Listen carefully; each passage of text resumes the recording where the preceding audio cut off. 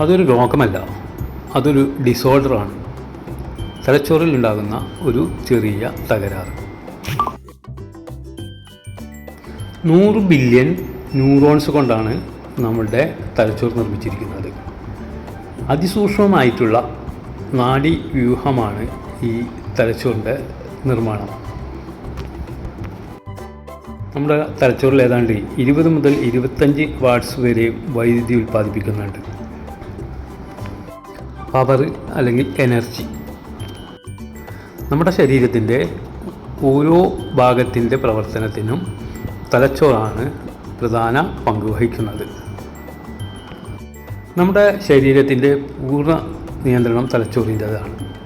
ആ നിയന്ത്രണത്തിൻ്റെ അടിസ്ഥാനത്തിലാണ് കണ്ണുകൾ ചലിക്കുന്നതും കാത് കേൾക്കുന്നതും ശ്വസിക്കുന്നതും എല്ലാ ശരീരത്തിൻ്റെ മൊത്ത പ്രവർത്തനം നടത്തുന്നതിന് തലച്ചോറാണ് നിയന്ത്രിച്ചുകൊണ്ടിരിക്കുന്നത്. ഈ തലച്ചോറിൽ ഉണ്ടാകുന്ന ചെറിയ ഒരു വ്യതിയാനമാണ് ഓട്ടിസമും ADHDയും അതല്ലെങ്കിൽ ഈ മസ്തിഷ്ക വൈകല്യം എന്ന് പറയുന്ന ഓരോ കാരണങ്ങളും.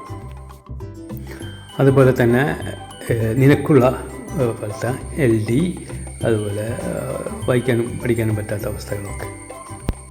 ഇതൊക്കെ വരുന്നത് ഇതിൻ്റെ ഒരു ഭാഗമായിട്ടാണ്. എക്സ്ട്രാ ഓർഡിനറി എന്ന് പറയും. സാധാരണക്കാരൻ്റെ ഭാഷയിൽ പറഞ്ഞാൽ ഇത് തലച്ചോറിലുള്ള ഒരു വയറിംഗ് സംവിധാനത്തിൽ വരുന്ന തകരാറ്.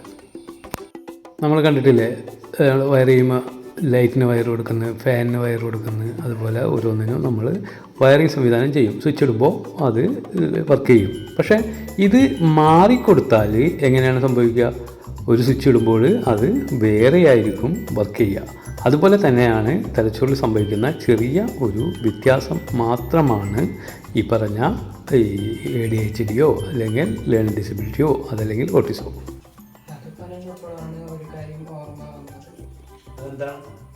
ഈ അടുത്ത് പകൽ ഫാദർ പറഞ്ഞില്ലേ ADHD എന്നൊരു സംഗതി ഉണ്ടെന്ന്.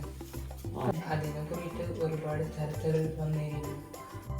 എന്നല്ല, ഞാൻ നേരത്തെ പറഞ്ഞ പോലെ എക്സ്ട്രാ ഓർഡിനറി ആയിട്ടുള്ള എല്ലാവരിലും ഇത്തരം ഡിസോർഡർ ഉള്ളതായിട്ടാണ് പഠനങ്ങൾ തെളിയിക്കുന്നത്.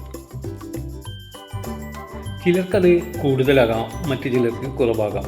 ഈ ഏറ്റക്കുറച്ചിലുകൾ ആണ് ചിലർക്ക് വലിയ രീതിയിൽ പ്രകടമാകുന്നതും മറ്റു ചിലർക്ക് പ്രകടമാകാത്തതും. ലോക പ്രശസ്തരായിട്ടുള്ള പലരിലും ഈ ഓട്ടിസം ഫീച്ചറുകൾ കണ്ടതായിട്ടാണ് നമുക്ക് അറിയാൻ കഴിഞ്ഞിട്ടുള്ളത്.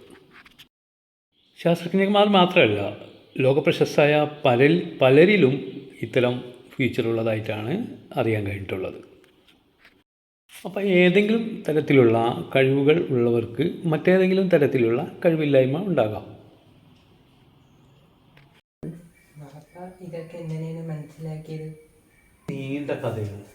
ഏതാണ്ട് നിന്റെ പ്രായത്തിൻ്റെ ദൈർഘ്യമുള്ള ഒരു കഥ, 20 വർഷത്തെ ദൈർഘ്യമുള്ള കഥ.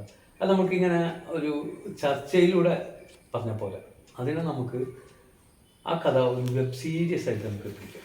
നല്ല ഒരു ഈ പറഞ്ഞ കാലഘട്ടങ്ങളിലൂടെ, ഈ കടന്നു പോയിട്ടുള്ള കാലഘട്ടങ്ങളിലൂടെ ഇത്തരം കുട്ടികൾ അനുഭവിക്കുന്ന അവസ്ഥ, വിശേഷങ്ങൾ, കാര്യങ്ങളൊക്കെ ഉൾപ്പെടുത്തിക്കൊണ്ട് നമുക്കതൊരു ഇതിൻ്റെ ഏത് രീതിയിലാണ് നമുക്കിതിനെ തരണം ചെയ്യാൻ കഴിയുക എന്നതിനൊക്കെ കുറിച്ചിട്ടുള്ള ഒരു നീണ്ട ഒരു വെബ് സീരീസ് നമുക്ക് ഉടനെ തന്നെ ആരംഭിക്കും.